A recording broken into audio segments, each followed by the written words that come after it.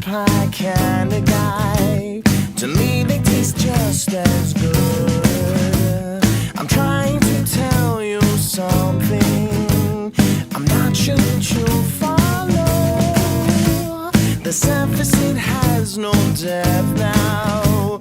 You think that you're Hollywood, and if you should consider this an inconvenience, tell me now and I'll bow out. I'll be on my way.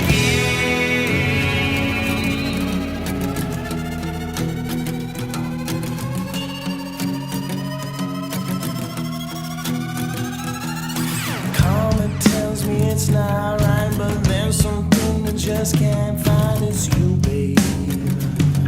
It's you, babe. A lie gets halfway around the world before the truth has a chance to get its pants on. I think it's supposed to be meant to be a little humorous. Okay, let's look at the notes here. This quote basically means rumors and lies spread much faster than the truth. And here's the quote. A lie gets halfway around the world before the truth has a chance to get its pants on. I think it's supposed to be meant to be a little humorous. Okay, let's look at the notes here. This quote basically means rumors and lies spread much.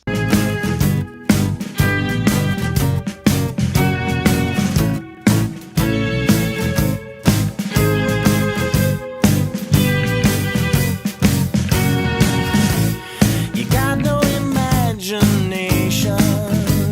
Is that something you might see? To do unto others, they say. You be nice to include me. I'm trying to tell you something I'm not sure that you'll follow. The surface, it has no depth now. It must be that you're shallow, and you must know that I can see right through. I don't think it's just not old. Stay away. Today's the day you and me.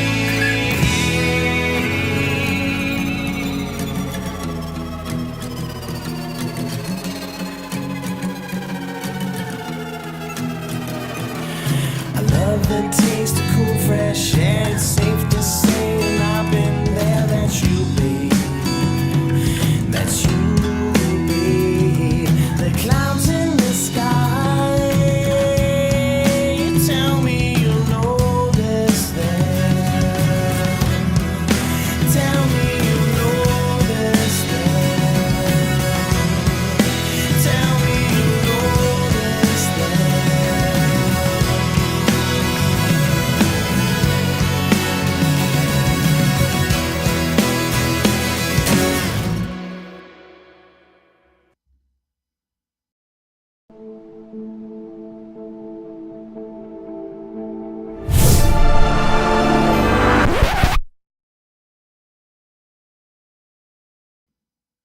Hi, good evening.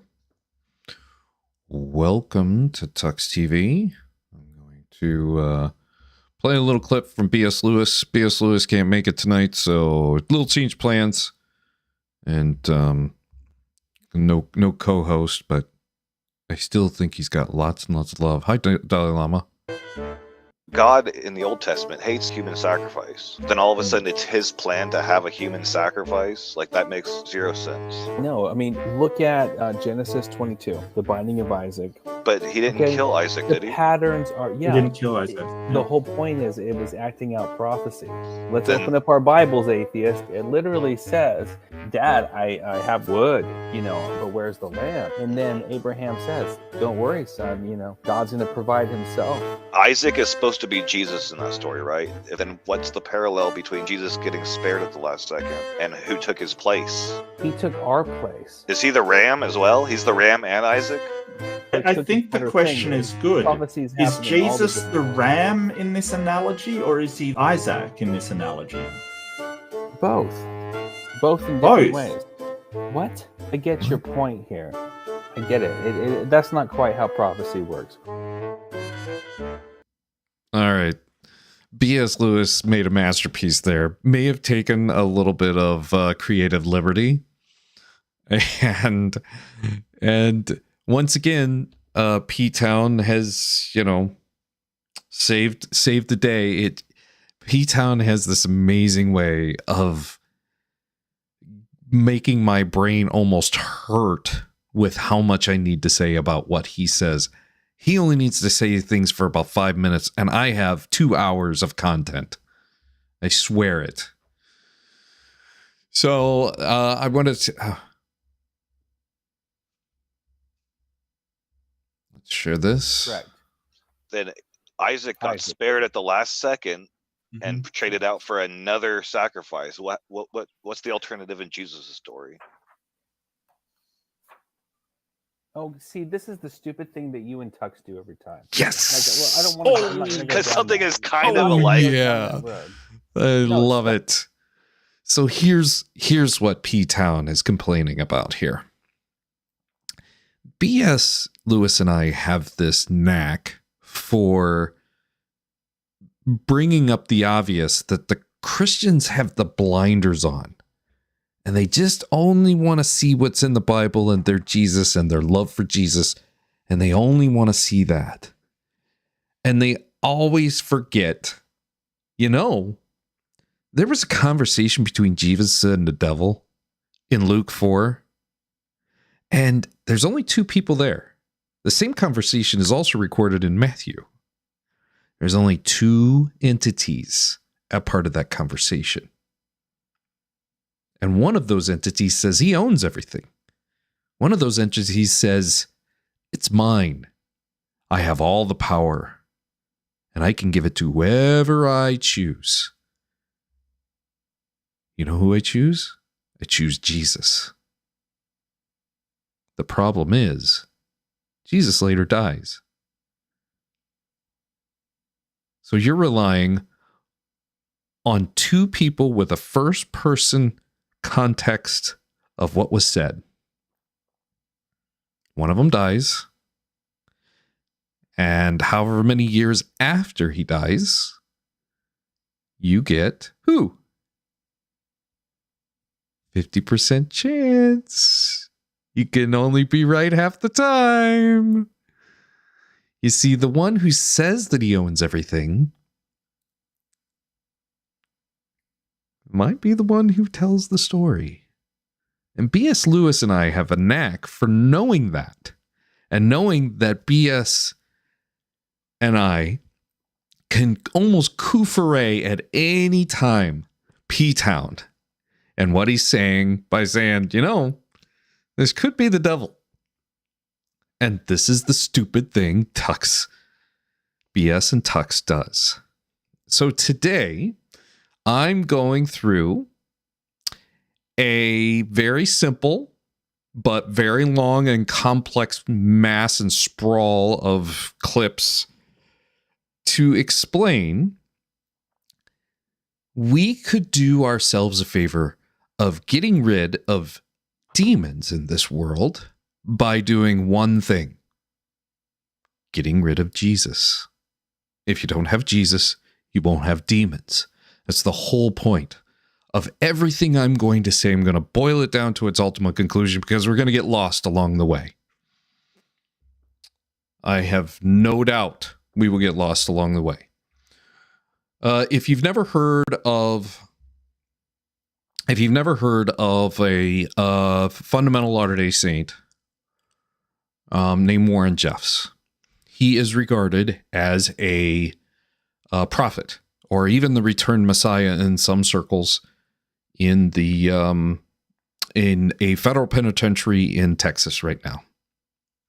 The guy's an absolute turd of a human being.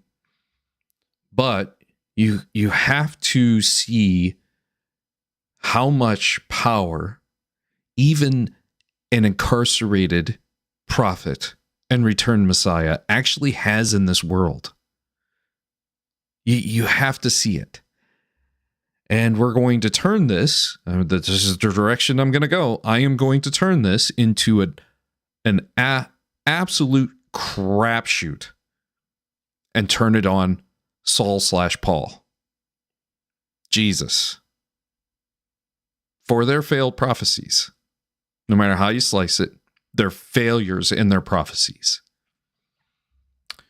So I'm going to do a quick history, little history of the direction I want to go. Then we're going to switch to Manto Teo. If you don't know who he was catfished, famously catfished, as somebody in the Mormon faith who went to a Catholic school, college, and basically got duped. And again, I'm going to turn this into the moment in which you can see just how easy it is. All right, let me share this. I know you all love to see this guy. He was very smart. It was all done very strategically and methodically. Once Warren became the prophet, we were all just instruments in the machine that was at his disposal. So the machine that's at his disposal, he inherited this machine. He almost earned it. He basically manufactured it. He just slyly moved in, just doing everything just at the right moment. And that's exactly what I'm going to argue tonight, is that it has this simple, it's as simple as being when you're in a practice and you want to do your due diligence and you check all you dot the I's and cross the T's, you make sure that you aren't being deceived. Faith is a way to smuggle in the deception, in my opinion. And everybody in this documentary that's on Netflix, everybody who's in this documentary that either escaped or are still in, there is a separation, I think, of the sheep and the goats. And I'm going to use that analogy, biblical analogy, there are folks who love Jesus and they are going to follow the prophet no matter what. They're just going to be led by the prophet no matter what. And then there's another style that follow the prophet, and that is those that believe in hell so fervently that if they don't obey the prophet, then they're going to be thrown into the lake of fire, right? And that's the difference. The people who escape from that are the ones who kind of have decided that they either don't care about going to hell anymore, or they realize that the prophet has made some bad decisions and therefore he can't be the prophet.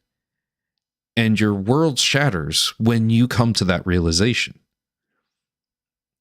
And that's what we're going to see here. The religion.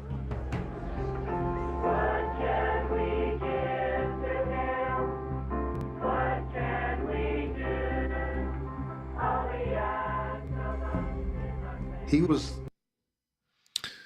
So that's going to be kind of the premise, is how faith allows the smuggling in of deception.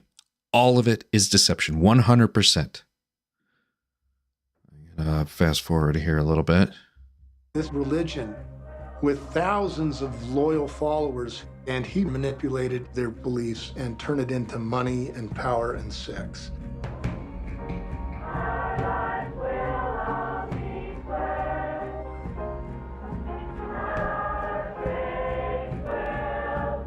And they ended up following him right off the cliff.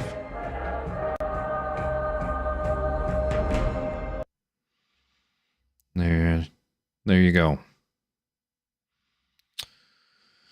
So, what do I need to do here? I'm going to give you a quick summary. This is the director of this documentary. She's on a podcast that I want everybody to see. Let's see. Where do I want this? One-man show here. Just remember, folks. Okay. Well, the FLDS, being fundamentalist Mormons, believe literally in some of the original precepts of Mormonism. Central to the FLDS is the belief that a man has to have multiple wives. In fact, that a man has to have at least 3 wives in order to be able to achieve eternal salvation. That's really the most important belief of the FLDS that distinguishes them from the mainstream Mormon church now. And it's certainly at the heart of what we look at in our series. Okay. And as you've already mentioned, at the center of certainly what the documentary explores are the Jeffs, and I mean that in terms of their surnames. It's Rulon Jeffs, who I guess is referred to as Uncle Rulon, and then Warren Jeffs. Maybe you... Wow, I mean, I think when you're talking about the reaction you've been receiving, I think it's especially comes down to Warren Jeffs in particular. But maybe you can tell us more about the father and son and this family that has basically run the FLDS for many years. Sure. Well, Rulon Jeffs became the prophet in the 1980s, and he was certainly less of a kind of tyrant than his son, but he actually did sort of begin to initiate some of the more disturbing, some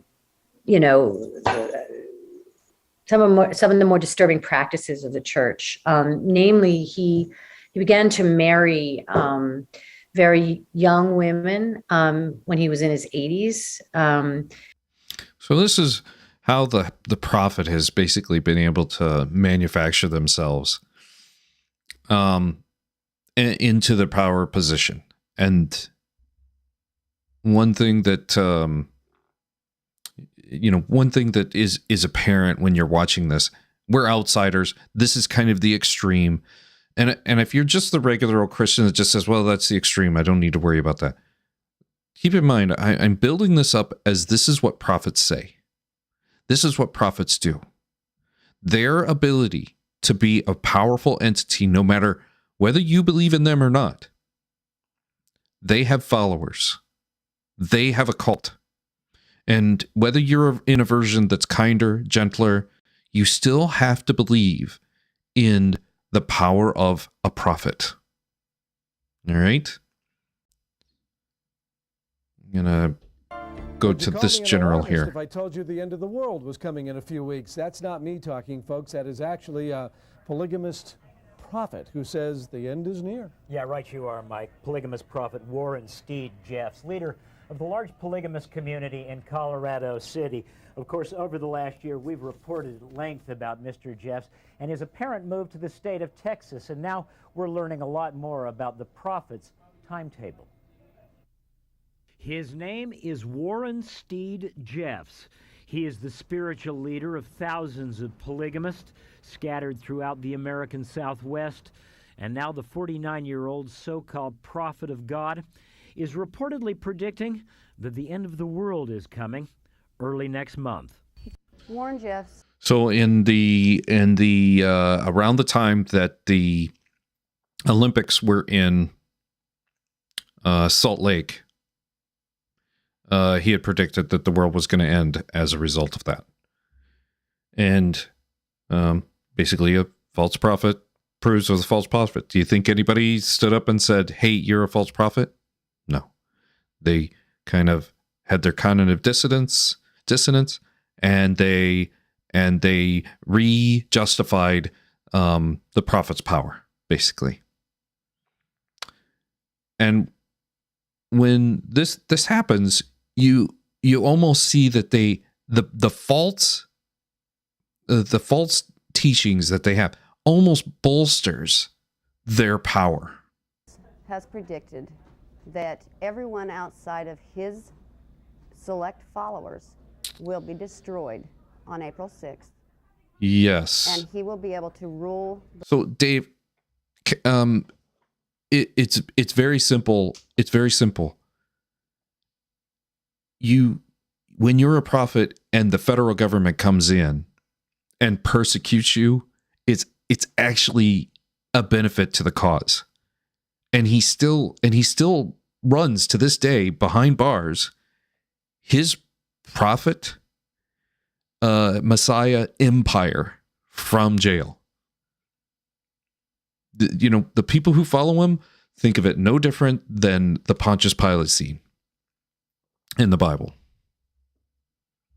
The world. And while Prophet Warren Jeffs has a long history of inaccurately predicting the end of the world, this prediction seen by many as more troubling than most, because Warren Jeffs now clearly backed into a corner, facing several multi-million-dollar lawsuits, the continued scrutiny of activists like Flora Jessup, and officials in both Utah and Arizona now publicly acknowledging that they're investigating Warren Jeffs for possible criminal behavior. Law enforcement needs to be very... Yeah, you got to have your persecution, without a doubt. You're not a good prophet if you're not getting persecuted. Right? We're going to get into this. We're going to get into this a little bit more. All right. I'm going to come back to Warren Jeffs here, but I want to sidestep from Warren Jeffs to Mateo. And there's a documentary, both of these documentaries on Netflix. The one that's on Warren Jeffs is called Keep, I should know this, but I don't. Keep Sweet or something like that.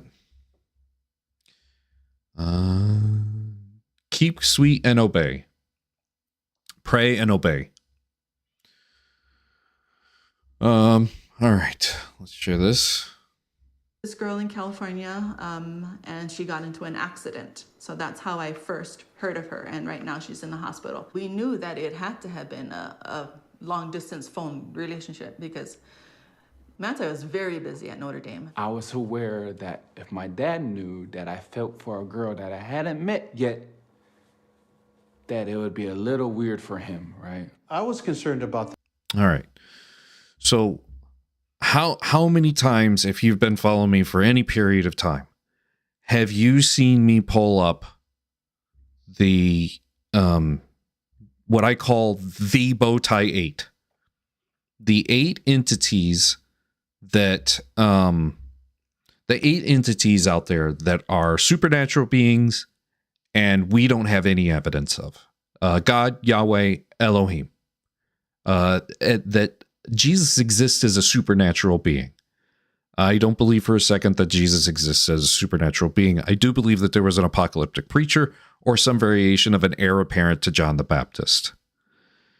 Whether they were legendized and textually built above what they were as a regular human being made into a supernatural being, that is arguable. I don't believe he existed as the Son of God. The Holy Spirit, I don't think it exists. I think there's something natural that could communicate with our brains on an individual basis. I just don't believe it comes from a supernatural being that wants you to do the things that are said and done in the BIBLB.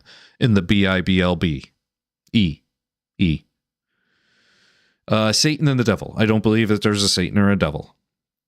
There's no such thing as demons. There's no such thing as angels, and there's no such thing as heaven and hell. If you have any of the evidence for any one of these 8 entities, I want to see them. And then as soon as you do show them, I want the alibi that these supernatural beings aren't actually in cahoots with the deceiver. I want evidence that the deceiver isn't a part of God, Yahweh, and Elohim. That Jesus and this deceiver aren't in cahoots with each other. That the Holy Spirit is incapable of being a part of the deceiver's plan, just the same. That the Bible isn't a part of the deceiver. And the angels, according to Revelations 12:9, some are going to be thrown in the pit along with the deceiver who deceived the whole world. So when I ask for that evidence, I am asking directly, have you met a physical Jesus? Has anyone met a physical Jesus? And the answer is no.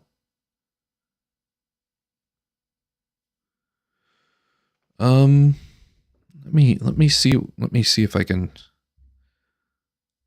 So what would count as evidence of demons or angels, so on, so on.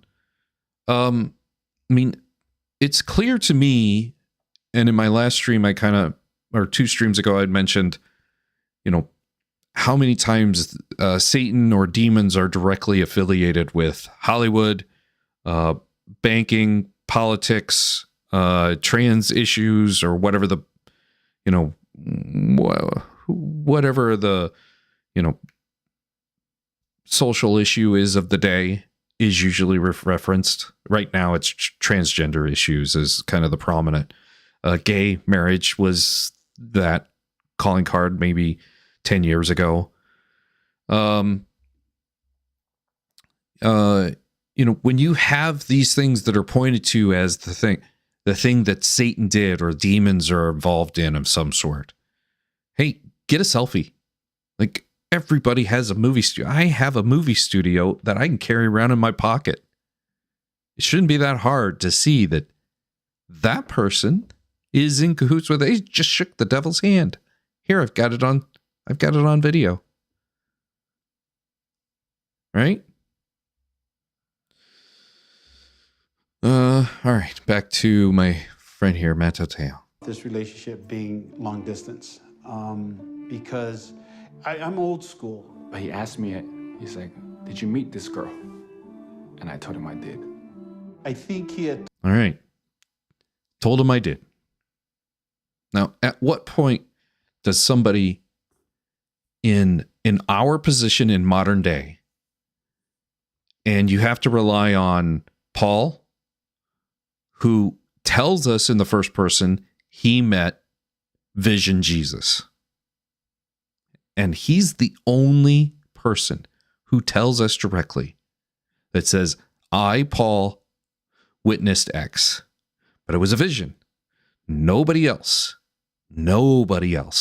says, I, state your name, witnessed Jesus do X. Why is that? Because I don't think that it was organized when some of the early documents of Christianity were being built. He was just persecuted by the state, just like Warren Jeffs is. Hi, Ox.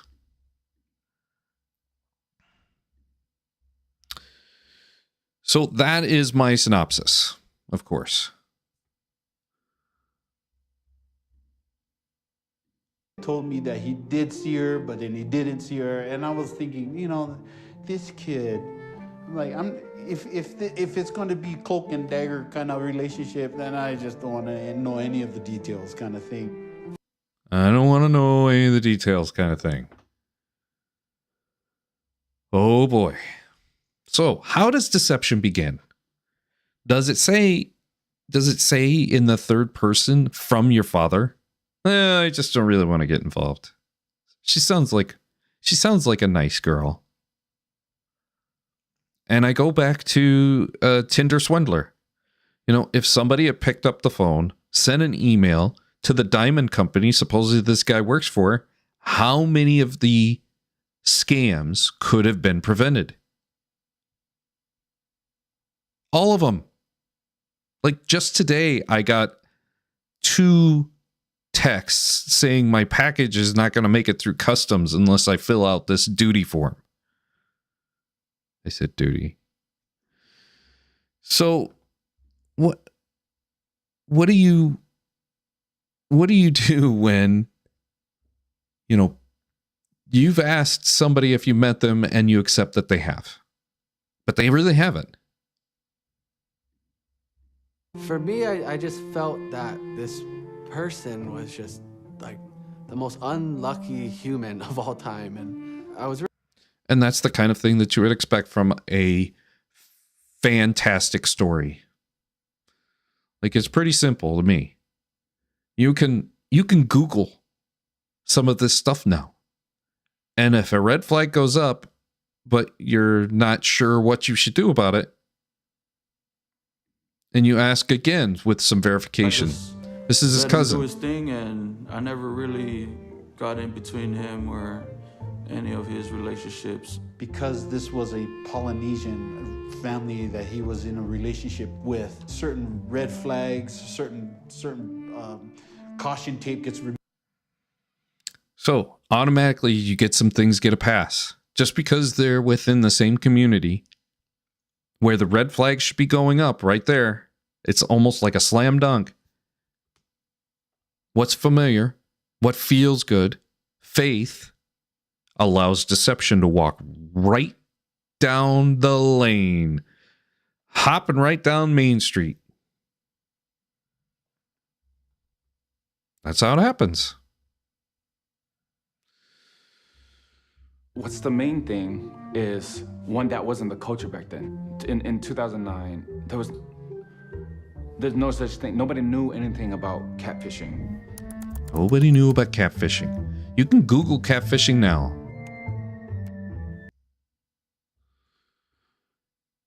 A catfish is someone who pretends to be someone.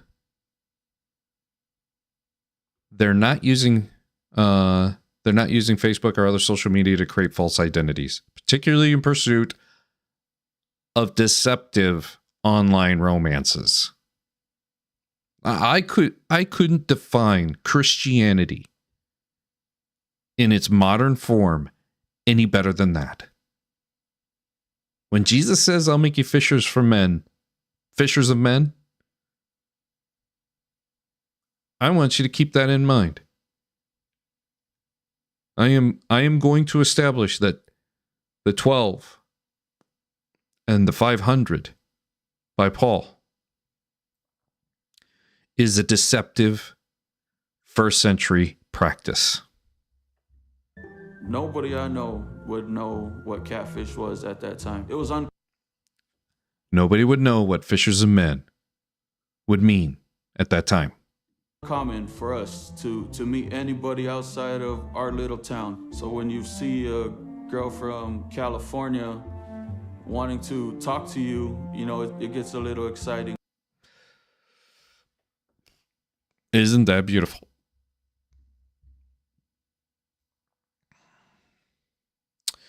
Let's see, essay. Religious motivations tend to capture both fear and desire. Fear of hell and desire of heaven. A recipe for wishful thinking. And I'll say it again. If you're greedy for your untold rewards in heaven, then you're not going to do your diligence, and you're going to use faith instead of the prevention of, doing your due diligence to make sure that you have the alibi, and you make sure that that alibi covers that he's not in cahoots with God, in cahoots with Jesus, in cahoots with the Holy Spirit, and that he didn't write the Bible. And that his angels aren't the ones that orchestrated anything to anyone.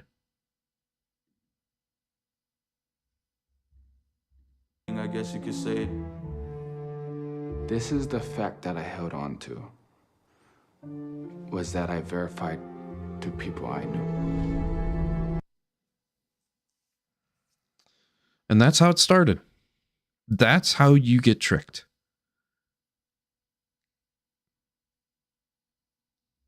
That's just it.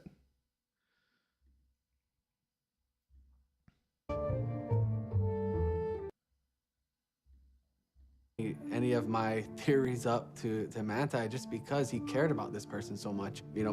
Like, how do you tell somebody who is in a relationship with their Lord and Savior Jesus Christ? I think Matt Walsh does a pretty good job. If it makes someone feel better, what about their feelings? I don't give a shit about their feelings. I'm old.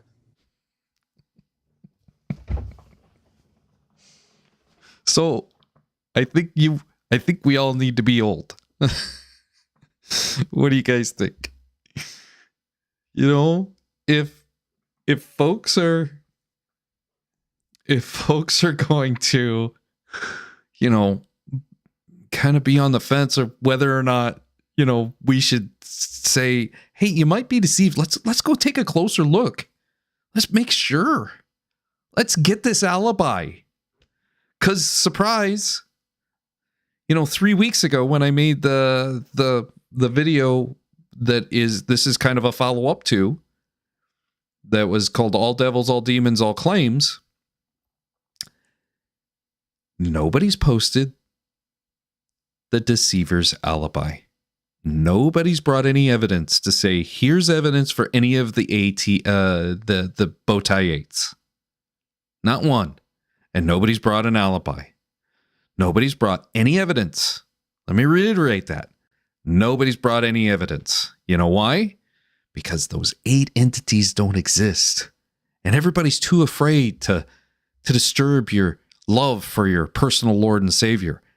And you don't want to give up the thought that you might get rewarded with untold rewards and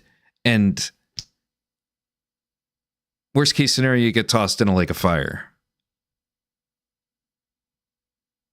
Like, at what point do we say, let's go find the alibi? Come on, folks. Come on. My job as his best friend is to protect him. I knew it was more serious. All right. This is the major. I'm going to full screen this. I want this to be known right here. There was no turning back now.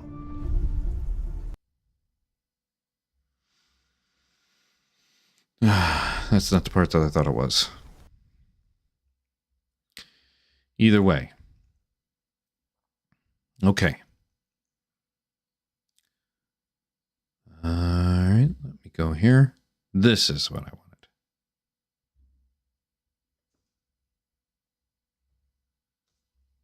Phones, it was just crazy shit. No, there was never no other outside influence, outside, or like a helping hand in any of this. It was 100% me the entire time.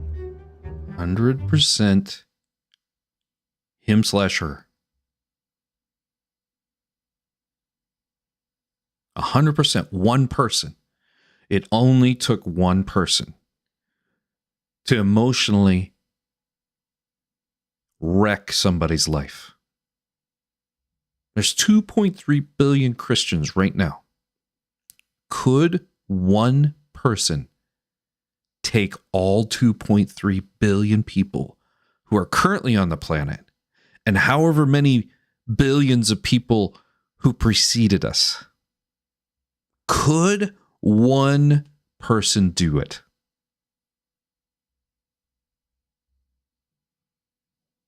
And my answer is yes.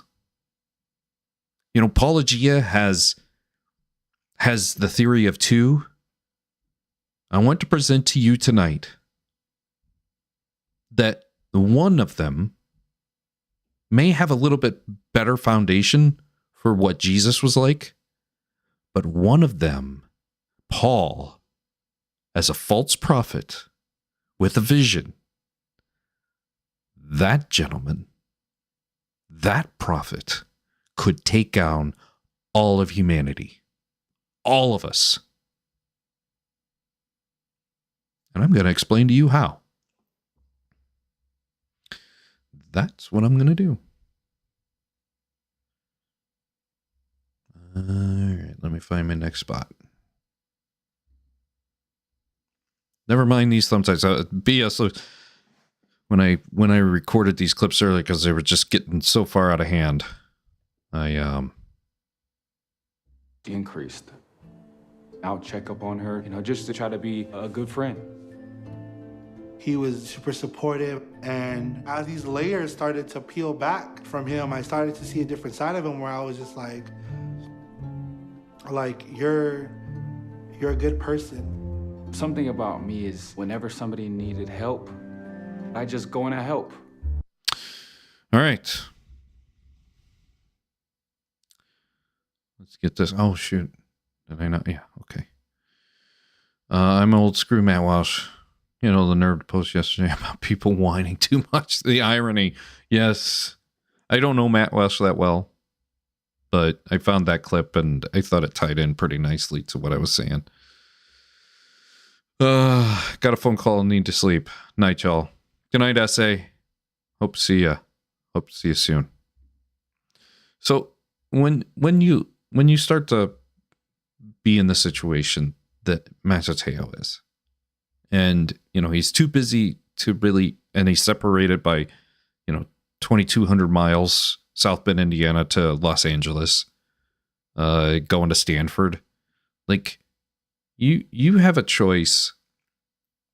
You have a choice that if you're too busy and you're focused on this, and you're kind of doing a long distance relationship thing, you if you have a good heart, faith is a potentially dangerous thing if it's based in deception. If it's based in the good, well, then faith is a good thing. But nobody's done the checks and balances. And that's why I'm accusing Paul of being the solo person that takes us down, using Jesus as the Lennay character.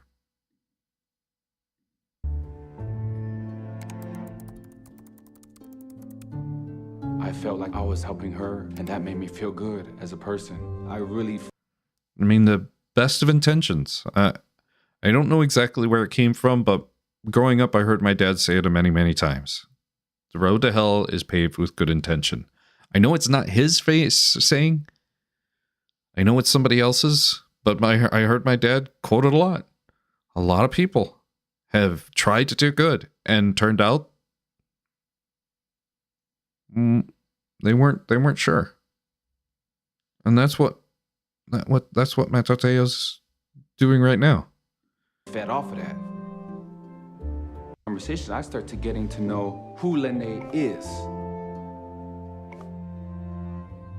and what she stands for, what her values are, and I'm like, I like that. She was Samoan. So all of this stuff is manufactured. Just keep in mind, Jesus didn't write his own. He didn't write an essay for us. He didn't write his own gospel. God didn't have a gospel already prepared when Jesus died and he was going to come back, and he got to pass around for the next 40 days, and then he ascended. He didn't have an angel bring him the messages to pass out at his ascension. There was no documents that were being passed around at his Pentecost. It's all super secretive. Just like Facebook is playing a role. The gospel writers, the epistles, all are doing the same thing. Is a first century Facebook. Loved the church and kind of all these traits that were very important to Manti. And I was like, oh, nice, keep it going. He would talk about where he grew up, and I talk about where I grew up, and both of the places where we grew up were like heavy with Polynesian and Samoan communities. Whenever you come across somebody that is the same, like, this keeps coming up. It's a comfortable thing. You figure out what the comfortable thing is. It feels like a security blanket, gives you the good feels, and you give it a pass. Facebook is a thing. People on Facebook is a thing. Therefore, Lennay is a thing. But nobody's met her. Everybody's just gotten some convenience text or phone calls. And that's it. Nobody's met them. And everybody knows it's weird when you have to tell your dad, hey, actually, I have met him. Well, maybe not. same culture as you, everything kind of like just matches. For him, the fact that he had this girl who could really relate and kind of empathize and sympathize like with what he was going through and the pressures that he was facing, that's what drew him to Lennay.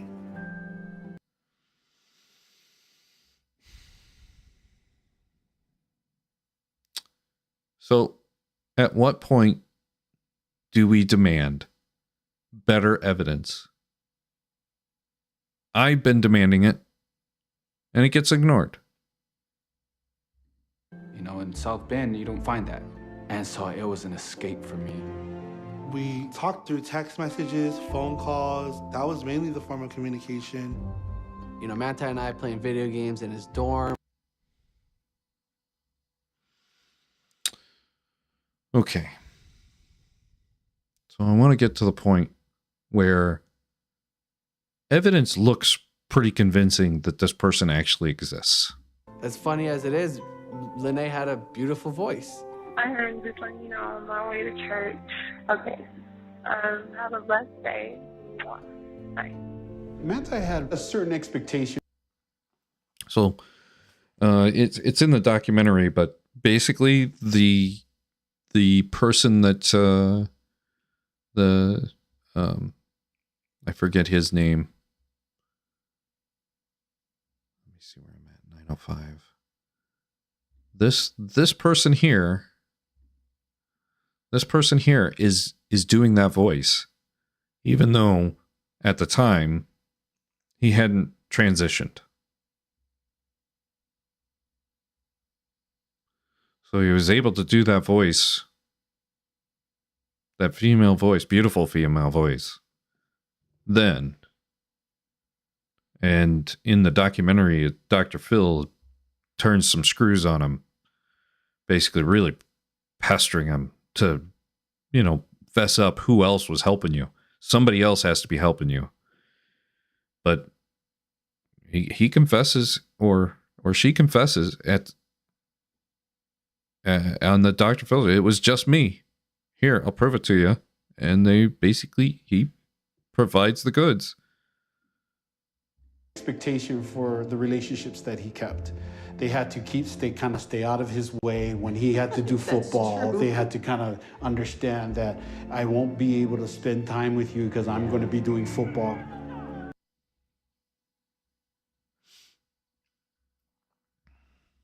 The show Catfish a couple of times, and a lot of their reasons for not being able to FaceTime. All right, now the I excuses. used all those reasons. How many times have you asked for the evidence just like I have, and you've gotten some variation of excuse? Well, that's just not the way they did it back then. Aristotle, did it a certain way. Plato did it a certain way. Plato didn't write his own stuff. Therefore, Jesus gets a pass. The thing is Plato started his institution. He didn't need to appear in a vision 3 years later. He didn't need to die and come back and get to finish his business. Jesus supposedly did. So I can't see you. Say why I can't see you though. I don't know, maybe your connection's bad. I'm like, oh, okay, maybe. Yeah, my phone's cracked, or my phone, I don't know what's going on, or I can see you, can you see me?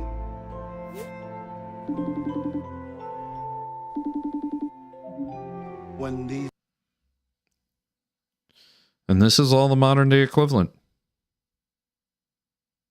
It's all the modern day equivalent. So I want to go back to a little bit of the beginning. And I got a friend request. This is how it all started. It was just a picture of a girl who just looked Polynesian and just started a simple conversation. Nothing crazy. Hey, my name is Manti, you know what I mean? Like, it was just something that was real casual. His cousin was actually who I met first. She would say, oh, I know your cousin Shiloh. I had no idea how little control we'd have over how people responded to it. Maybe he was trying to keep his personal life extremely private. If a football player wanted to hide being gay. Okay. So then there's accusations that I think I actually played the wrong section there.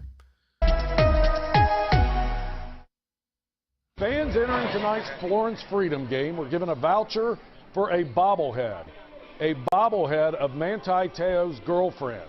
the fictitious Lennay Kekua, 1,000 boxes, and of course, all of them were empty. They had a little bit of fun with that tonight. Okay. What have we learned here? The importance of going back and making sure that fishers of men doesn't mean catfished by Jesus. Catfished by a deceiver. Catfished by a supernatural, invisible hero who's got a hero son that has to be murdered. And that hero son has the capability of doing every single thing possible to make sure that you get a word that he wants you to have.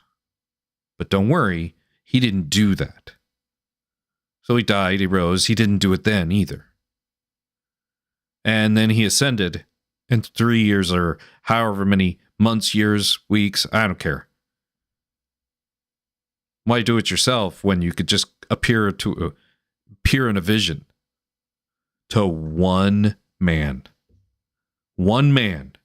One false prophet. So, let's go to 1 Corinthians 15. When you have 1 Corinthians 15, this is the moment in which Warren Jeffs and fishers of men and a false prophet all come together. Because 500 brethren, along with the 12, and the brother, James the brother, because he appeared to Cephas, then the 12, and then 500 brethren, and then afterwards to James, and last of all, in timely birth, he appeared also to me.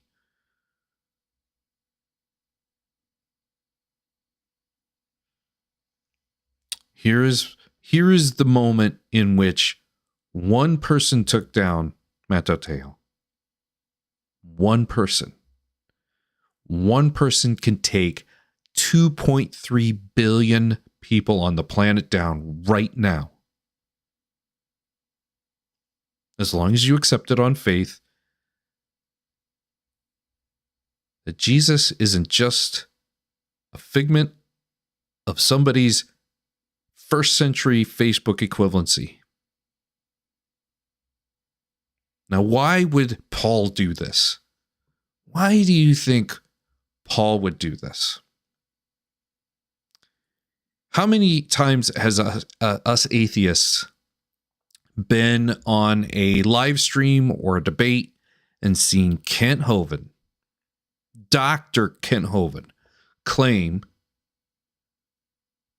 that your scientific beliefs, whatever your beliefs are as an atheist, it's a religion. Religion is a set of beliefs concerning the cause, nature, and purpose of the universe. That's what Tom has. He has a religion, but he will never admit that, I promise you. He thinks it's part of science. The creator thinks it's part of science. Ken Hovind, this is how I know you are a deceiver. This is how I know. This atheists, I'm telling you. Listen to me when I tell you. This is how I know Dr. Ken Hovind knows. He knows. When he says this, he gives the game away. Now, how do I know that? Because this is what it looks like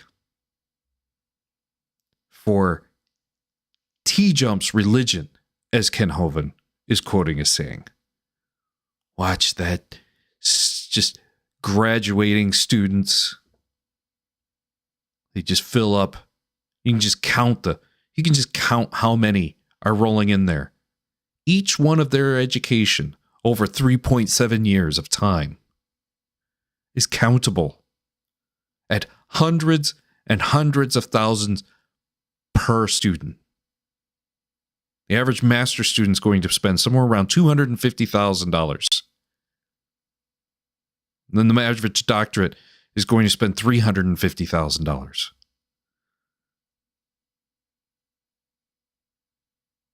Every undergrad is going to cost somewhere around $150,000 to $200,000 right now. Right now. So what does that have to do with Kent Hovind declaring that's a religion? It's because you follow the money, folks. You always follow the money. So let's go back to Warren Jeffs. Utah-Arizona border. Short Creek dates back to the 1930s, when Mormon fundamentalists no longer had a place in the mainstream LDS church. All right, I'm going to speed this along. Warren Jeffs ordered the FLDS people to gather to Short Creek. They sold their homes. All right, so I want to go to Short Creek here. Short Creek is a community that is right on the border of both Colorado City, Arizona, and Hilldale, Utah. All right. Let me go back to this. Gave up their businesses because the end of the world was coming. Sell everything you can, sell your houses, and move down. We had 2 houses. We sold them both. Sell your stuff, move down to the creek. It's that simple. 1,000 people to what do you think? So there were about 1,000 to 2,000 people when they moved in.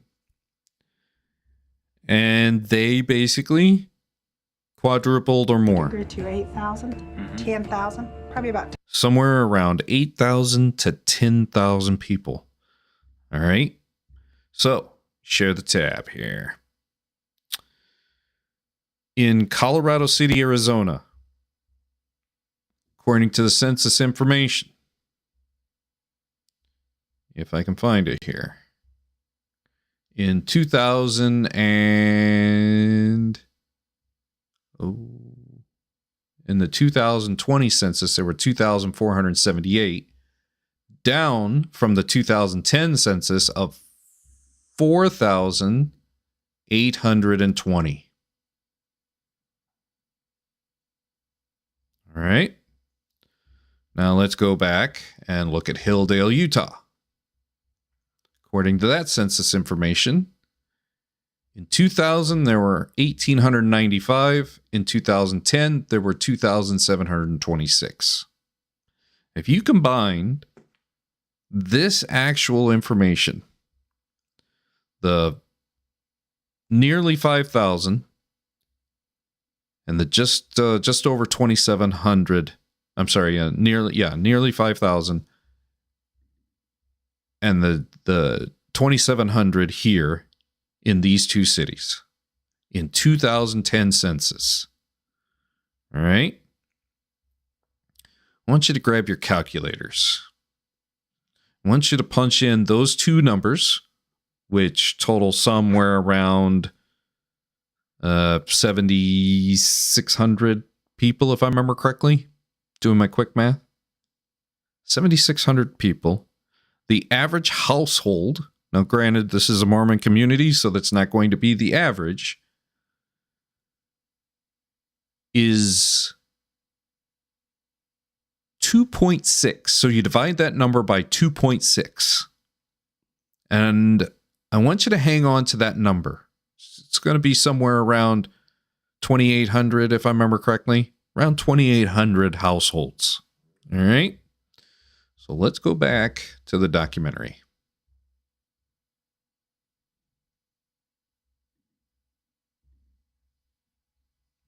Let me find it. Donations or tithing, etc. And we would collect it, envelopes full of cash. Envelopes full of cash, folks. I wonder what they're going to do with that money. Don't you remember Kenneth Copeland saying during COVID, But you stop tithing. You email it. Text it. Something. Yeah. Kenneth Copeland knows. He knows the power. Follow the money. Transport in boxes to Warren. It began to be like, okay, we need money this week. Every one of you come up with $1,000 every $1,000 every week. Every adult in the home. No matter what it takes. adult in the home, no matter what it takes. We's poor, they say. Can't even afford cash money, maxed out the credit cards. All right. Seth was caught in Colorado. His brother is caught in Colorado. Seth was acting as a courier, transporting money and mail and information for Warren, and he was arrested for aiding and abetting federal fugitive. So, they catch him with a fistful of dollars, baby. How much money you think? How much money you think? Doing our math. And keep in mind, I went on the actual numbers, not probably the amount of families that weren't,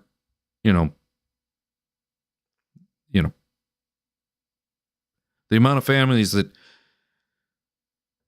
whatever my brain won't come up with, but the amount of families that they're there that are shoveling money into the tithing and filling the coffer.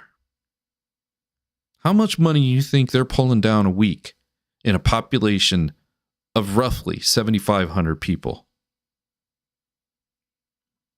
Were you headed to Texas? Seth got a slap on the wrist, and it was one of those kind of things. They didn't get him for very much, but the evidence was there. What is the evidence? Oh, I can't wait. I can't wait. Oh, I can't wait. This is going to be good.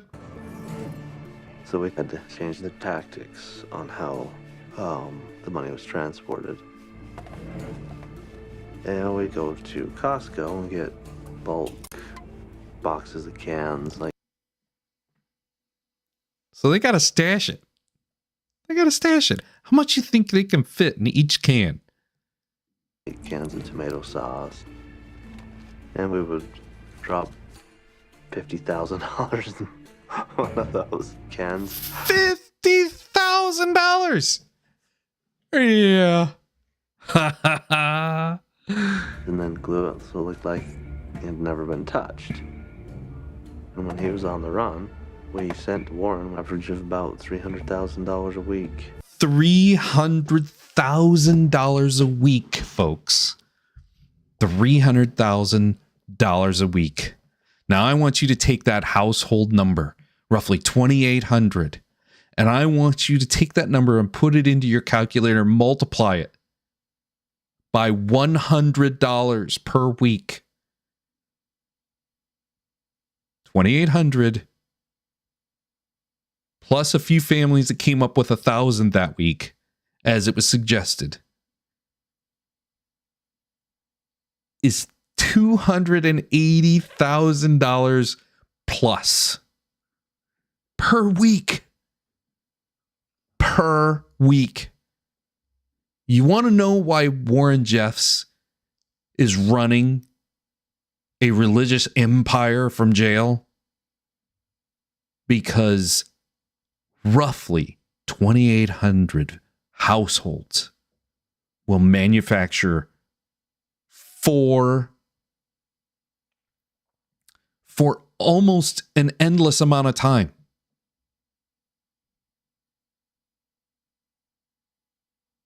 $1.something million a month. Think about that. Think about that. I want to go back to Paul here. I want to go back to 1 Corinthians. This is not testimony. This is not a creed. This is how you start a multi-level marketing scheme so you are making bank. You are pounding out the contents of a can to stash the money in. You get yourself essentially a senior member, like either James, the brother of Jesus, or Cephas. Maybe you have yourself 12 lieutenants within the organization, and you get 500 brethren to fall for your Christian multi-level marketing scheme.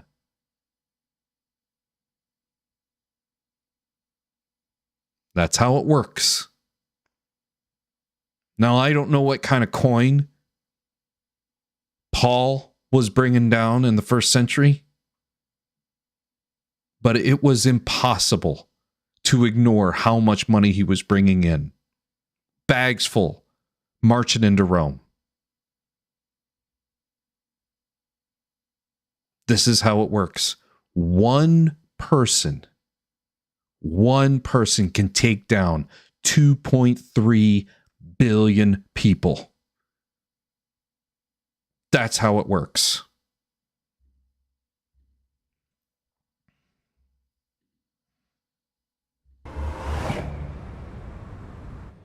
Every week. No, not once a month, every week. Sometimes more than that. Sometimes more than that.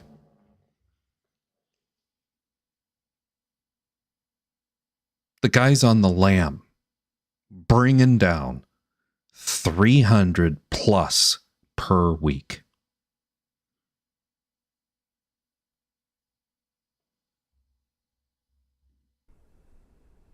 Did anybody know where that money was going? And it was going to build Zion. That's what he told the people. Okay. What do you want to do? What do you want to do with this information? With my paltry amount of subscribers. How do I start a religion where I can bring down, I don't know, somewhere around 1.3, 1.5 million a week? I mean, a month? $300,000 to $350,000 a week? And we're not talking about billions of people. We're talking about roughly 2,800 households with lots of kids.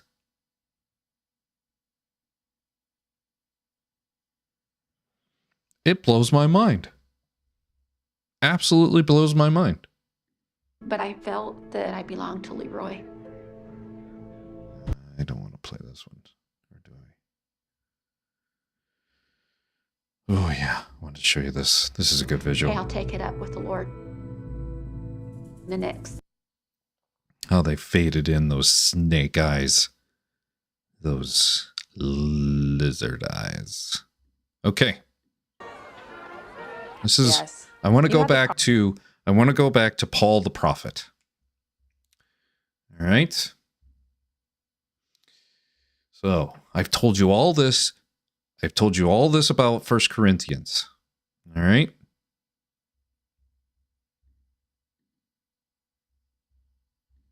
Jewish Pharisee. He's speaking to Gentiles, but in his mind, what he says is that he basically thinks he's a prophet. He thinks he's a Jewish prophet who has been designated by the Israelite God to continue in this line of other prophets. So when he's talking to Gentiles, you know, he's using Greco-Roman philosophy and terms and ideas because he grew up with them, but he never deviates from the idea that he himself is Jewish, Jesus is Jewish, this is a Jewish movement. What he thinks is that, you know, his understanding of the origins of the problem that Jesus becomes the solution to is that everybody in the beginning was basically a child or under the Jewish God. But Gentiles deviated. They moved away from the Jewish God.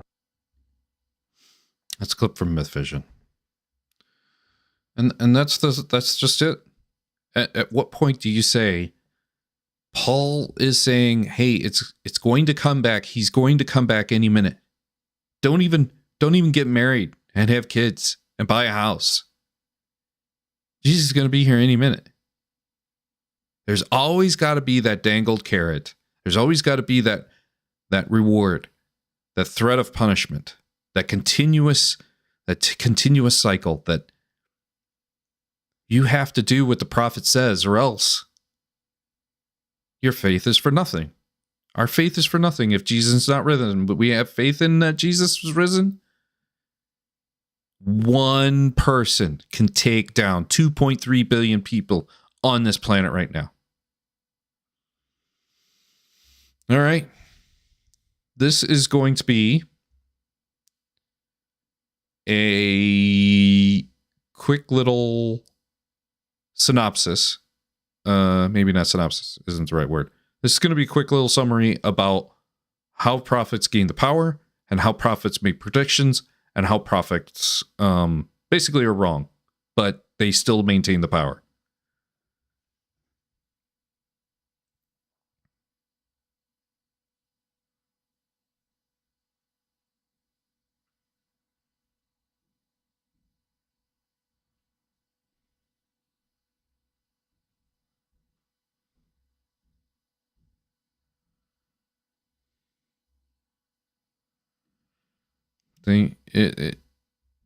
Once you make this assumption, he's never going to die. He's going to come back any minute.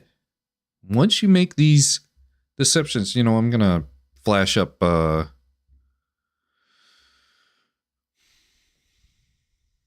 I didn't even have that playing. Sorry, guys. You know what? Myth Vision was much more informative anyway.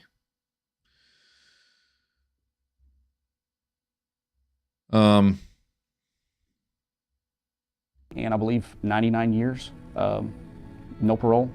And make sure you're not tending your own opinion. Make sure you're not holding on to the little particles of selfish emotion. Make sure you have a living relationship with your Heavenly Father in oneness with the priesthood over you. I love you more than you know, and I'm so grateful for all of you. Yeah. This is how it works. Don't worry. It's not deception. That man you're looking at right there. That man right there. He was bringing down $300,000 a week. Clear. Tax-free. And not only that, he also was able to conjure. I found in another clip of this guy. He was basically able to manipulate the federal government as well at taking Homeland Security dollars to bolster the fire department in Short Creek by the tune of $356,000. If I'm not mistaken, that was number 2 designation of funds in the state. And it was either the same amount or just within a hair of how much Phoenix got in the state of Arizona.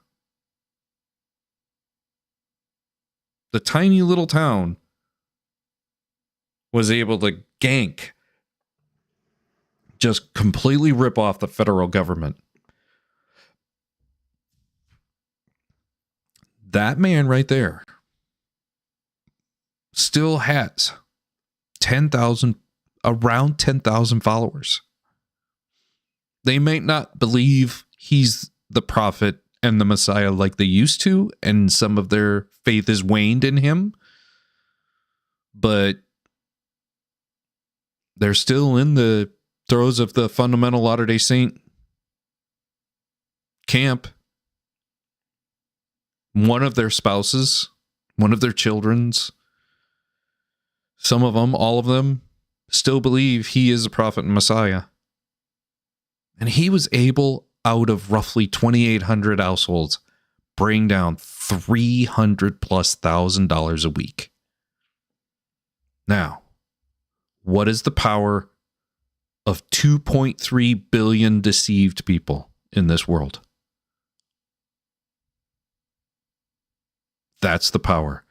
That's the motivation for Paul, as Melody has given us kindly.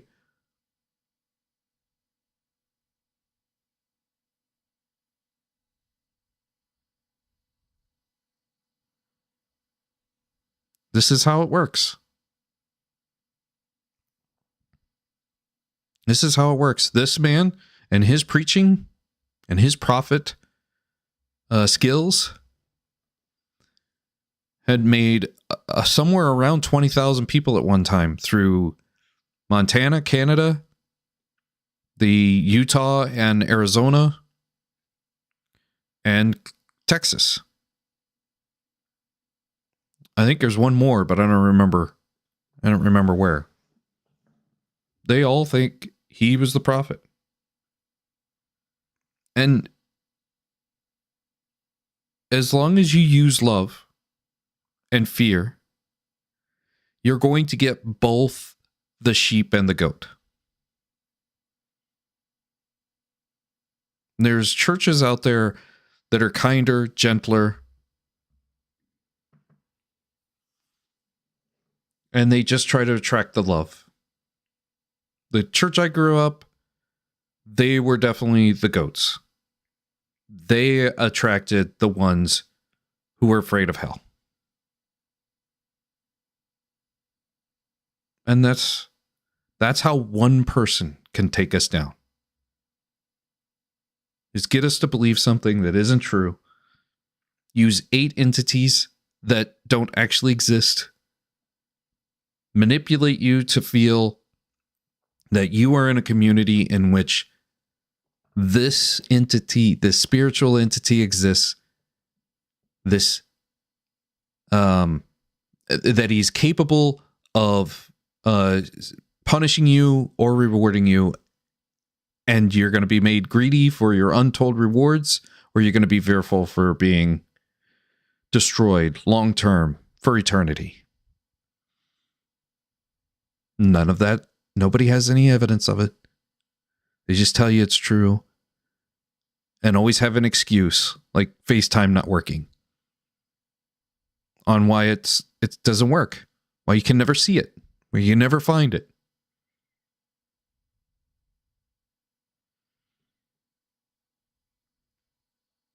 This piece of crap, it's right next to me. That is a modern day Paul. That is a 21st century Paul. 2.3 billion follow a first century Paul. He was able to do essentially a miracle out of roughly 7,500 people population. And that might be undercut by 3, 4, 5,000. I'm telling you, that's how it works. If you're an atheist who says, hey, let them just believe what they want to believe, I understand. It's not our place to tell P-Town, he might be deceived. But it is our place to try to maybe save. The person the Savior saved needs saved.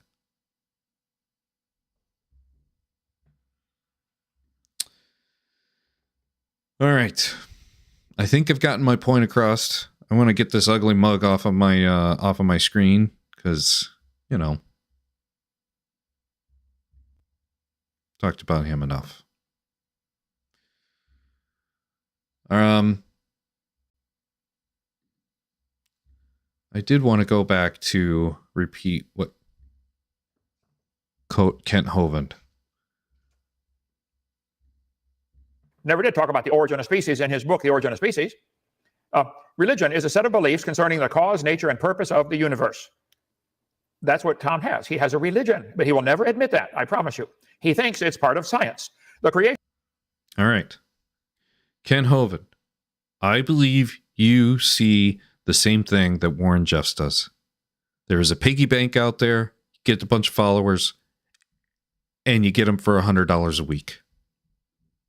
You get somewhere around a 10,000 person ministry, boils down to roughly 3,000 households, and get $100 a week. That's the math. It's just that simple. Some give more, some give less. The average comes out to 100. You're killing it. That is why Dr. Kent Hovind, that's why he calls the education system a religion. Because all those people are pulling down that much money, but they're getting educated when all they need to do is just have faith instead. Be a part of the spiritual scam that he is perpetuating. All right, let's go to the Demon Watch. So, found this, and I'm not 100% sure that this article, that Peer Text Publications, and that this peer-reviewed is good evidence or not, if it's legitimate. Once you read through it, it is clear to me anyway, as a skeptic, that not only are demons not real, and that this demonic possession peer-reviewed paper and authenticating it, I want to suggest that it actually proves the opposite. And I've highlighted this section right here.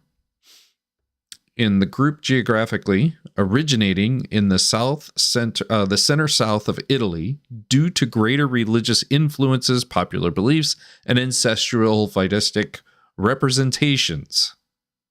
Moreover, the subsequent findings will lead to deduce that almost total certainty concerning that selected sample that the phenomenon of demonic possession has an absolute prevalence in the believing population and faithful, in any case, trusting in the existence of the paranormal, paramina per se, even in the absence of objective and or scientific evidence.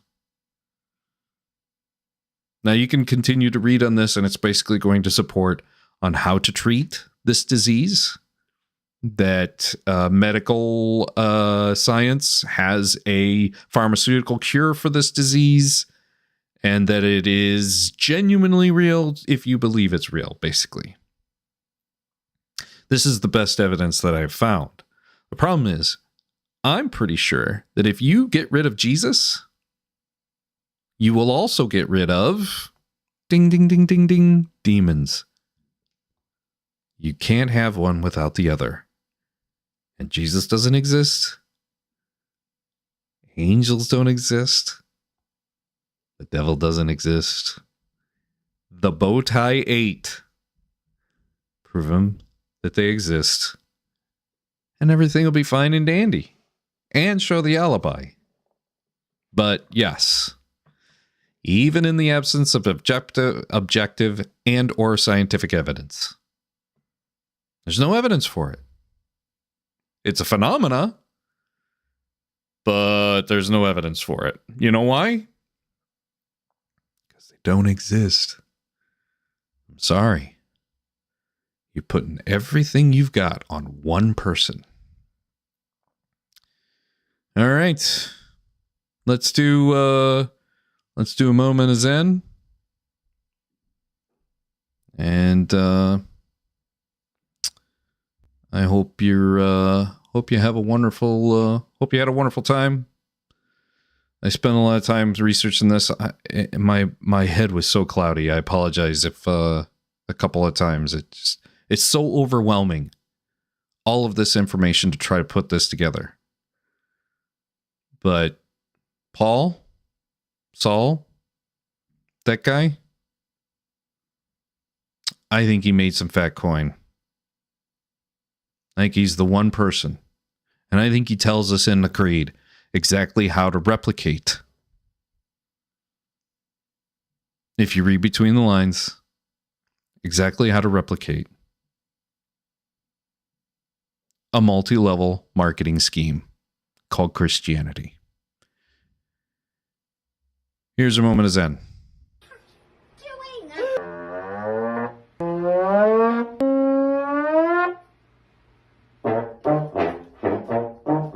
Don't even do that.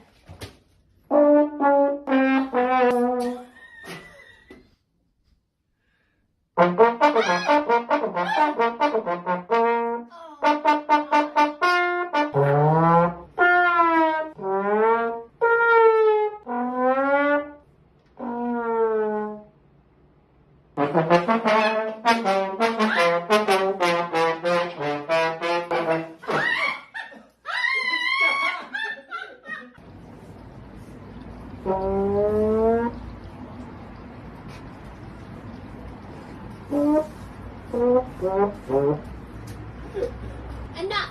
Enough, enough, enough!